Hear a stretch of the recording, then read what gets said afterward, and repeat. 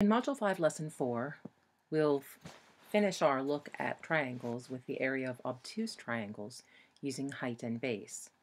So in the opening exercises, we're asked to draw and label the height in each triangle.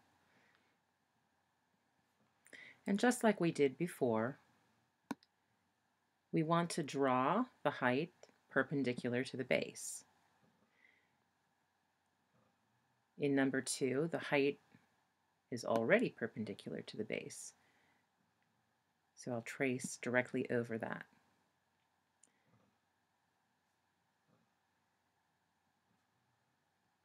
And then in number 3, in order to draw a height that is perpendicular to the base, we'll have to extend the base, and then it could be perpendicular. In the exploratory challenge, you'll be using a rectangle X and the triangle with the altitude inside to show the area formula for the triangle is area equals 1/2 times base times height. Without actually doing the solutions with you, I'm just going to talk you through what you would do if you have these pieces with you.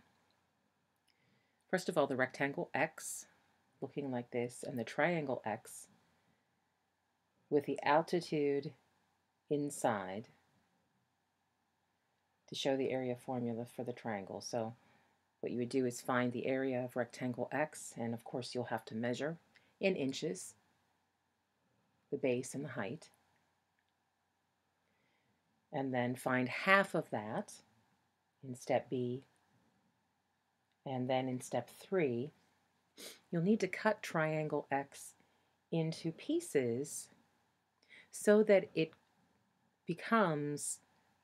shows half of X. And certainly there are a variety of different ways you might be able to cut the triangle X into different pieces, but as my suggestion to you, you need to start by making a right angle, and then that piece that you've cut off you can fit in, certainly by cutting more if necessary. Secondly, you're asked to look at rectangle Y, and here is rectangle Y and the triangle. And what you're going to do here is the same thing. Calculate the area of rectangle Y, so you need to measure the base and the height, and then calculate what half of that rectangle is, and then take triangle Y, and you'll need to cut it as well so that it fills half of rectangle Y. And in the same way, you will have rectangle Z and triangle Z. Doing the same thing in all 3.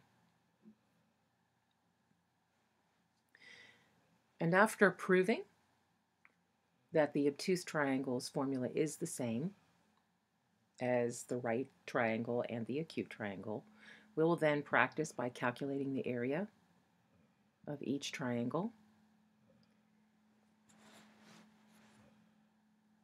So in the first one, remember our area equals 1/2 times base times height.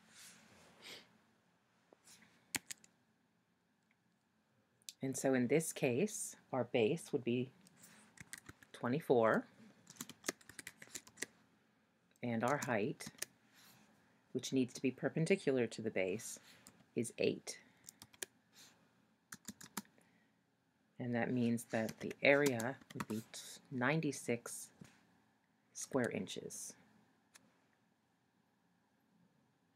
Keep in mind that because we extended the base, doesn't mean that that this 6 inches becomes part of the base in our calculation. The only part of the base that's in the calculation is the part that is actually part of the triangle. And the height then is a line segment that's drawn perpendicular to the base, even if you have to extend the base to get that. In triangle 7, Same thing, we have 1/2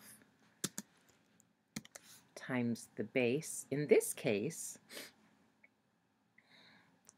our base is going to be 12 3/4 feet, because remember, the base has to be the side that makes a right angle with the height.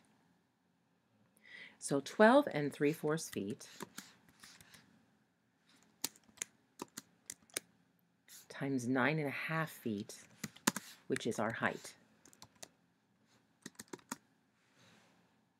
And that will give us 60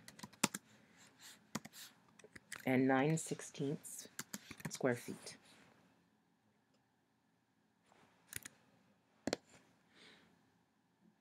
Finally, in number 8, you're asked to draw 3 triangles, one acute, one right, and one obtuse, that have the same area, and explain how you know they have the same area.